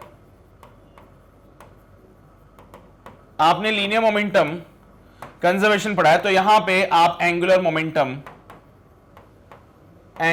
मोमेंटम कंजर्वेशन भी पढ़ोगे और कहोगे कि भाई साहब जैसे यहां पे फोर्स जीरो होने पे P initial equals to P final होता था, तो यहां पे भी टॉर्क जीरो होने पे L इनिशियल बराबर L फाइनल आएगा। ये सारी बातें आएंगी अभी, बस मैं तुम्हें एक डिफरेंस बता रहा हूं कि अगर कुछ आए और तुम्हें लगे कि साहब मैं तो फंस गया, मुझे फॉर्मूला वगैरह याद नहीं आ रहा, तो इस केस में है ना, होता है ना कभी कभार फॉर्मूले याद नहीं आते, हम लोगों को भूल जाते हैं, सो टेंशन इतनी है, क्या करें जीवन में, तो वहां पे आप इनका इस्तेमाल कर सकते हो, क्योंकि लीनियर मोमेंटम का फॉर्मूला कभी नहीं भूलोगे, तो एंगुलर मोमेंटम का फॉर्मूला भी नहीं भूलोगे, है ना। लीनियर काइनेटिक एनर्जी नहीं भूलोगे तो रोटेशनल काइनेटिक एनर्जी भी नहीं भूल पाओगे फिर कभी। बस वो ध्यान रखना कि जहां पे जो काम मास कर रहा था वो काम रोटेशन में कौन करेगा, मोमेंट ऑफ इनर्शिया करेगा। जो काम यहां फोर्स कर रहा था वो काम यहां कौन करेगा, टॉर्क करेगा। जो काम यहां एक्सेलरेशन कर रहा था वो एंगुलर एक्सेलरेशन, ये वेलोसिटी, ये angular velocity, displacement angular displacement. ठीक है, तो एक अंतर क्रिएट करके रखना है यहां पे कि डिफरेंस रहता है बेटा इनमें। ठीक है, तो ये सारी बातें अभी हम पढ़ेंगे धीरे धीरे, इनके सबके डेरिवेशंस में आपको बताऊंगा, तो चिंता मत करना। तो इसको छापना है तो छाप सकते हो, वैसे तुम लोग कहानी को शुरू करना राइट फ्रॉम हेयर, ये सारी बातें ये लिख लो बेटा, ये इक्वेशंस यहां पे भी काम आएगी, इनको जल्दी से लिखो, ये इक्वेशंस काम आने वाली है। अभी क्वेश्चंस कराऊंगा तुम्हें, आज तो नहीं बट हाँ अगले लेक्चर में शायद इसके क्वेश्चंस आएंगे, और साथ ही साथ मोमेंट ऑफ इनर्शिया की जबरन एंट्री होने वाली है।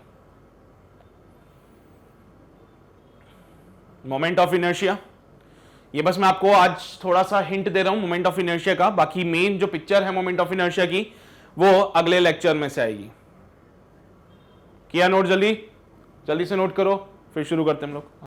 ठीक है भाई साहब, नोट किया? हाँ जी, तो किसी भी पार्टिकल के लिए, सिंगल पार्टिकल की बात करूंगा अभी मैं, अभी हम रिजिड बॉडी पे नहीं जाएंगे, तो किसी भी सिंगल पार्टिकल के लिए अगर आप मोमेंट ऑफ इनर्शिया डिफाइन करना चाहते हो तो it is given by the formula of mr²। भाई कोई नहीं पूछेगा तुमसे कि कहां से आया, बस वो ये पूछेगा कि तुम्हें पता है कि नहीं पता। तो अगर सपोज करो मेरे पास कोई मास पार्टिकल है यहां पे है, और ये मास पार्टिकल सर्कुलर पाथ फॉलो कर रहा है अबाउट दिस बॉडी, यानी कि मैं बोल दूं कि वो रोटेट कर रहा है, and this is the fix point बेटा, और this is the axis of rotation. ठीक है, तो एक्सिस ऑफ रोटेशन ये हो जाएगी, ये कोई मास पार्टिकल है, इस एक्सिस ऑफ रोटेशन से इस मास पार्टिकल की जो डिस्टेंस है वो है r, तो भाई साहब मैं कहूंगा कि इस पार्टिकल के लिए जो मोमेंट ऑफ इनर्शिया होगा that is given bye mr², that is given bye mr²। ठीक है, इसको देखोगे तो कुछ इस प्रकार से दिखेगा आपको, ये पार्टिकल सर्कल में घूमता हुआ, ये इसका फिक्स पॉइंट होगा, फिक्स पॉइंट से इसकी डिस्टेंस जो होगी वो r हो जाएगी, पार्टिकल का मास m हो जाएगा, and the formula is given bye mr²। ठीक है, तो यहीं से हम इजाद करते हैं formula for the moment of inertia for discrete particles, यहीं से फॉर्मूले का इजाद कर देते हैं moment of inertia for discrete particle system, for discrete particle system. भाई डिस्क्रीट पार्टिकल्स का सिस्टम जो होगा उसके लिए मोमेंट ऑफ इनर्शिया को अगर मैं डिफाइन करना चाहता हूं तो मैंने बोला कि साहब ये लो, ये मास m1 हो जाएगा, है ना, यहां पे एक्सिस ऑफ रोटेशन से ये मास मान लीजिए r1 डिस्टेंस पे है, ये मास m2 हो जाएगा, एक्सिस ऑफ रोटेशन से ये मास r2 डिस्टेंस पे है, ये मास m3 हो जाएगा, एक्सिस ऑफ रोटेशन से ये r3 डिस्टेंस पे है। हर कोई अपने अपने रास्ते पे घूम रहा है बिना किसी और को परेशान किए हुए, हर कोई क्या कर रहा था, अपने अपने रास्ते पे घूम रहा है बिना किसी और को परेशान करते हुए। तो इस केस में सिस्टम के लिए जो मोमेंट ऑफ इनर्शिया लिखा जाएगा that is given bye moment of inertia of the first particle, moment of inertia of the second particle, moment of inertia of the third particle. यानी कि आप बिना सोचे समझे डायरेक्टली इनको ऐड कर सकते हैं, बिना सोचे समझे डायरेक्टली इनको आप ऐड कर सकते हैं, and the formula is given bye m1 r1 का स्क्वायर प्लस m2 r2 का स्क्वायर प्लस m3 r3 का स्क्वायर, और बेटा ये कहानी चलती जाएगी जितने भी नंबर ऑफ पार्टिकल्स आपको दिए जाए।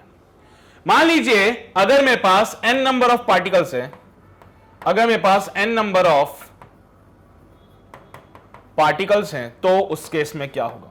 तो अगर मेरे पास n नंबर ऑफ पार्टिकल्स है तो मोमेंट ऑफ इनर्शिया चलता जाएगा अप टू n टाइम्स, तो it will be your mn rn का स्क्वायर। बेटा इसको लिखने का एक और जबरन तरीका मैं बता देता हूं, can be written as summation of mi ri का स्क्वायर, i का वैल्यू 1 से लेके n तक। तो अगर आपसे कोई बोले कि साहब मोमेंट ऑफ इनर्शिया बता दीजिए for the discrete particle system, तो आप बोल देना कि साहब it is given by this formula, it is given by this, और either it is given by this. Clear रहेगी बातें आपको? तो किसी सिंगल पार्टिकल के लिए मोमेंट ऑफ इनर्शिया डिफाइन किया जाता है एम आर स्क्वायर से। अब फॉर्मूले के हिसाब से देख लीजिए, तो वो डिपेंड किन किन फैक्टर्स पे कर रहा है? वो डिपेंड करता है कि साहब बॉडी का मास होगा, मास का डिस्ट्रीब्यूशन, मास का डिस्ट्रीब्यूशन।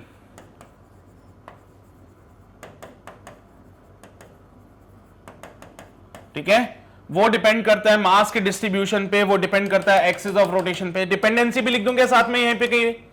हाँ, तो किन किन फैक्टर्स पे डिपेंड करेगा moment of inertia? Axis of rotation पे, मास डिस्ट्रीब्यूशन पे, है ना, कि मास का किस प्रकार से डिस्ट्रीब्यूशन हो रहा है। अभी आगे चल के कॉन्टिन्यूअस बॉडी पढ़ोगे तो पता चलेगा। इसके अलावा वो डिपेंड करता है शेप और साइज पे, अलग अलग शेप पे, है ना, और अलग अलग साइज के हिसाब से उसका मोमेंट ऑफ इनर्शिया भी चेंज हो जाता है। सिलेंडर के लिए कुछ और मोमेंट ऑफ इनर्शिया, स्फेयर के लिए कुछ और मोमेंट ऑफ इनर्शिया, रेक्टेंगल के लिए कुछ और ऐसे अलग अलग बॉडीज के लिए मोमेंट ऑफ इनर्शिया अलग अलग हो जाता है। ठीक है, तो ये सारी चीजें डिफाइंड होती है बेटा जब हम आगे चल के कॉन्टिन्यूअस बॉडी के लिए, कॉन्टिन्यूअस मास डिस्ट्रीब्यूशन के लिए मोमेंट ऑफ इनर्शिया को डिफाइन करेंगे। तो ठीक है, तो ये सारी बातें आप नोट कर लीजिए जल्दी से, फिर हम आगे बढ़ते हैं। सारी बातें नोट कर लीजिए जल्दी से, किए है नोट सभी ने? ठीक है, तो वैसे ही अगर आपके पास एक डिस्क्रीट पार्टिकल सिस्टम आ जाए तो फिर क्या मोमेंट ऑफ इनर्शिया डिफाइन करना आसान होगा हमारे लिए। तो डायरेक्ट फॉर्मूला लिख दूं क्या मैं यहां पे? I net is equals to summation of m i r i का square, m i r i का स्क्वायर। आई का वैल्यू 1 से लेके कहां तक जाएगा? n तक जाएगा। आई का वैल्यू 1 से लेके कहां तक जाएगा? n तक जाएगा यहां पे। ठीक है, तो यहां पे देख लीजिए, पहला मास पार्टिकल r1 डिस्टेंस पे, दूसरा मास पार्टिकल r2 डिस्टेंस पे, ये पूरी क्या हो जाएगी? एक्सिस ऑफ रोटेशन हो जाएगी। ठीक है बेटा, बात समझते हो तुम लोग क्या है axis of rotation? It is an imaginary line जो कि पास होती है फिक्स पॉइंट से, और वो फिक्स पॉइंट जो होता है बेसिकली इन सारे पार्टिकल्स का सेंटर पॉइंट होता है। ठीक है, चलिए भाई, तो this is all about this moment of inertia of the discrete particle system. अब इसके सवाल कैसे कैसे आते हैं? तो सवाल का फॉर्मेट बड़ा सिंपल सा होगा। आपको क्या बोलेगा, जैसे कि उसने बोल दिया कि साहब मान लीजिए हमारे पास एक सिस्टम है जिसमें एक पार्टिकल है यहां पे 1 kg का, एक पार्टिकल है यहां पे ये भी 1 kg का, और एक पार्टिकल है यहां पे ये भी 1 kg का। ठीक है, find the moment of inertia, find moment of inertia of the system about an axis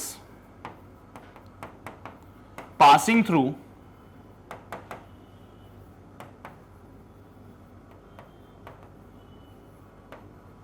one side of triangle।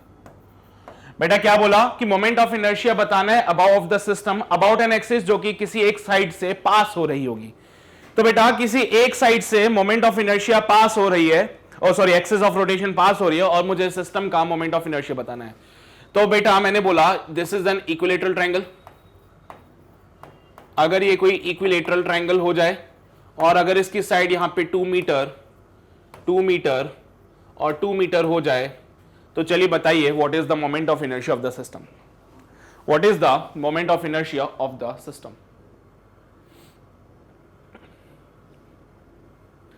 कैसे करें इसको सॉल्व? क्या कर सकते हैं इसके लिए? क्या टेक्निक लगा सकते हैं? तो टेक्निक बड़ी सॉर्टेड है बेटा।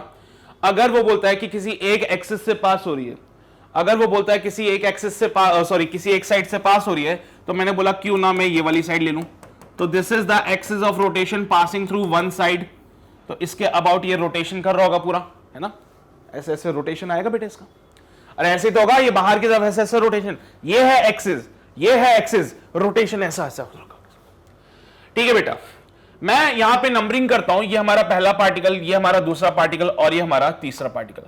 बेटा यही एक्सिस ऑफ रोटेशन दूसरे और तीसरे पार्टिकल से पास हो रही है, सिंस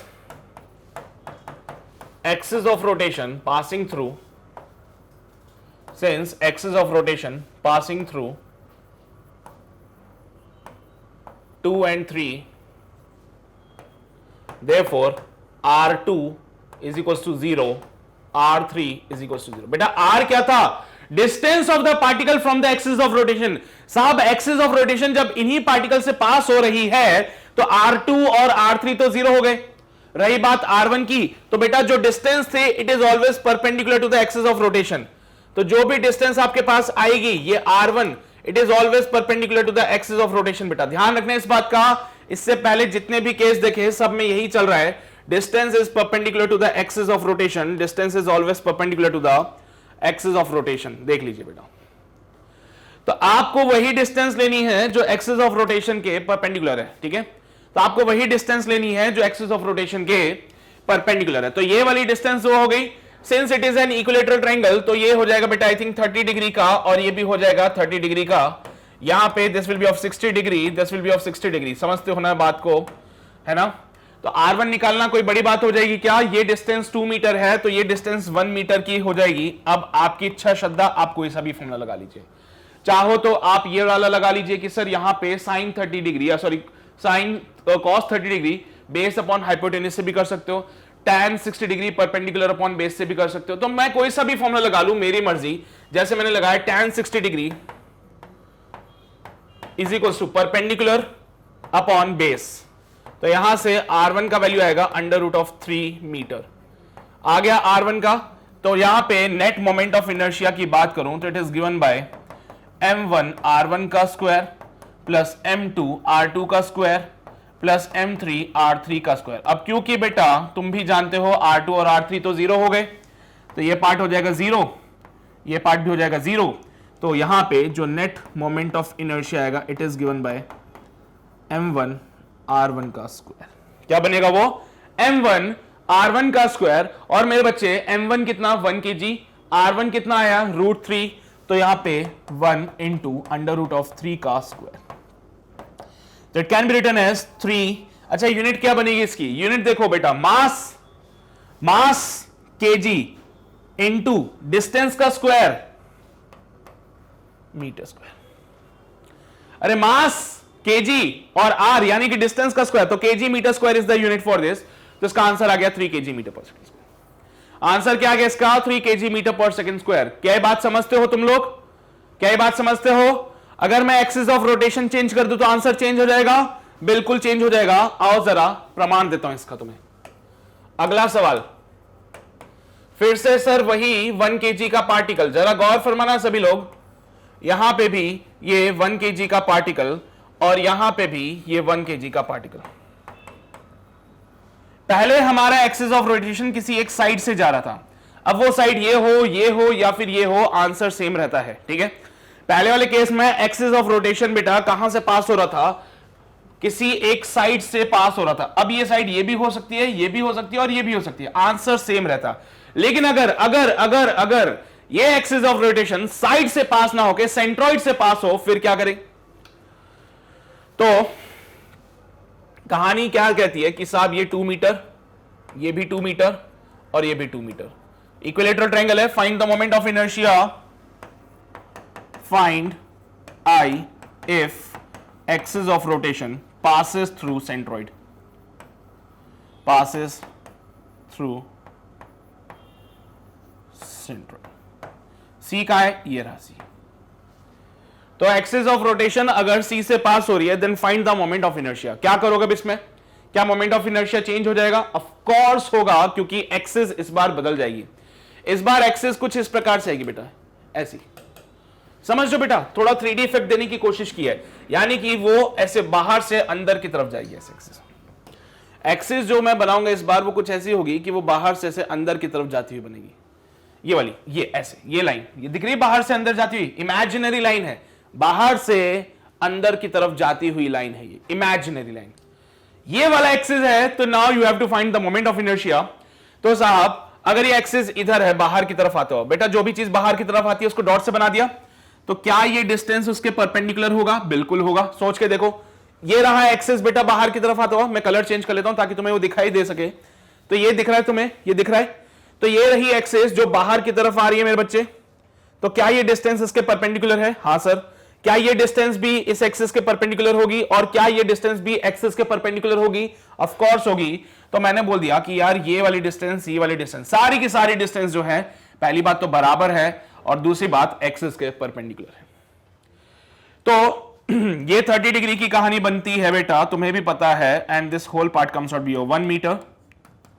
तो मेरा टास्क है कि मैं ए को निकाल लूं, क्योंकि एक बार डिस्टेंस मिल गया ए तो मेरा काम बन जाएगा। Now I can find the moment of inertia. तो कैसे करें साहब इसको? बेटा यहां पे R1 बराबर ए हो जाएगा, R2 भी हमारा ए के बराबर हो जाएगा और R3 भी हमारा ए के बराबर हो जाएगा। तो आप किसी भी एक डिस्टेंस को फाइंड कर लीजिए, बाकी तो ऑटोमेटिकली मिल जाएंगी हम लोगों को। इक्विलैटरल ट्रायंगल है ना, इसलिए बोल रहा हूं मैं, ये इक्विलैटरल ट्रायंगल है इसलिए सारे डिस्टेंसेस बराबर है। तो सेंट्रॉइड है बेटा और इक्विलैटरल ट्रायंगल है, इसलिए मैंने बोले सारे डिस्टेंस बराबर है। और अगर ए निकालने की कोशिश की जाए तो this will be your 1, this will be your A, this will be your cos 30। तो from this formula cos 30 degree can be written as base upon hypotenuse. cos 30 you know better, it is under root of 3/2 should be equals to, बेटा base की जगह 1 और hypotenuse की जगह a, तो a का value हो जाएगा 2 divide by under root of 3 metre. तो यही मेरा R1, यही मेरा R2 और यही मेरा R3 हो जाएगा 2/√3। अच्छा रही बात इसकी, तो बेटा इसका रोटेशन किस प्रकार से होगा? सोचो ना, ये एक्सिस है यानी कि बॉडी ऐसे रोटेट करने वाली है इस बार, हाँ बॉडी ऐसे ऐसे घूमेगी इस बार, ऐसे घूमे कोई भी घूमे, लेकिन अगर ये एक्सिस ऑफ रोटेशन है तो body will rotate like this, body will rotate like this. और इस केस में मोमेंट ऑफ इनर्शिया की बात करूं तो I net is given by I1 plus I2 plus I3। क्या लिखूं फॉर्मूले में? M1 R1 का स्क्वायर प्लस M2 R2 का स्क्वायर प्लस M3 R3 का स्क्वायर। सही बात है? सही बात है क्या? M1 R1 का स्क्वायर प्लस M2 R2 का स्क्वायर प्लस M3 R3 का स्क्वायर। बेटा M1 की जगह पे 1 kg, R1 की जगह पे 2/√3 का स्क्वायर प्लस M2 की जगह 1 kg, R2 की जगह 2/√3 का स्क्वायर, M3 की जगह 1 kg, R3 की जगह 2/√3 का square. Can be written as 2 to the 4/3 plus 4/3 plus 4/3। Your answer comes out be 4 kg metre square. देखा तुमने क्या sir? Axis of rotation change करते मोमेंट ऑफ इनर्शिया चेंज हो गया। एक्सिस ऑफ रोटेशन चेंज करते ही मोमेंट ऑफ इनर्शिया चेंज हो गया। पहले एक्सिस जो थी वो एक साइड से पास हो रही थी, इस बार एक्सिस सेंट्रॉइड से पास हो रही है। अगर यही एक्सिस को मैं किसी एक पार्टिकल पे फिक्स कर दूं जाके, तो फिर से मोमेंट ऑफ इनर्शिया चेंज हो जाएगा। यानी कि moment of inertia axis of rotation पे तो डिपेंड करता ही करता है। क्या बोला बेटा मैंने? अगला टास्क मैं तुम्हें होमवर्क के लिए दे रहा हूं और वो ये है कि अगर यही एक्सिस ऑफ रोटेशन सेंटर की बजाय किसी भी एक पार्टिकल से पास हो जाए, यानी ऐसे किसी भी एक पार्टिकल से अगर एक्सिस ऑफ रोटेशन पास हो जाए तो भी मोमेंट ऑफ इनर्शिया निकालना और देखना कि आंसर क्या आ रहा है। देखना आंसर फिर से चेंज हो सकता है। समझ रहे हो बात को? ठीक है, अभी तो मैंने सब जगह बराबर के मास लिए, आगे चल के मैं मासेस को चेंज करूंगा, ओरिएंटेशन पे भी बताऊंगा कि मास का जो डिस्ट्रीब्यूशन है उस पे भी फर्क पड़ता है। मास का डिस्ट्रीब्यूशन जो होगा उससे भी फर्क पड़ेगा। ठीक है, तो अभी तो सब जगह बराबर के मास लिए, आगे चल के मासेस को चेंज करूंगा और देखना कि मासेस के डिस्ट्रीब्यूशन से भी मोमेंट ऑफ इनर्शिया पे फर्क पड़ता है। और ये सारी बातें होंगी हमारे अगले लेक्चर में। अभी के लिए बस टास्क ये है कि आपको मोमेंट ऑफ इनर्शिया फाइंड करना पड़ेगा जिसमें axis will pass through the one particle. तो आपका ये होमवर्क सवाल जिसका आंसर मुझे चाहिए होगा कमेंट सेक्शन में, और तुम्हें अपने नाम के साथ मेंशन करना पड़ेगा कि भाई ये मैं हूं और आपके इस सवाल का जवाब ये है। फिर से मैं वही बना रहा हूं 1 kg का पार्टिकल, यहां पे मैंने बनाया 1 kg का पार्टिकल और यहां पे भी मैंने बनाया 1 kg का पार्टिकल। ये डिस्टेंस 2 मीटर की, ये डिस्टेंस 2 मीटर, ये डिस्टेंस 2 मीटर, यानी कि इक्विलैटरल ट्रायंगल। ये पार्टिकल 1 kg, ये पार्टिकल 1 kg और ये भी particle 1 kg। Now I am just asking you find the moment of inertia of this if axis of rotation passing through one particle, passing through any of the particle.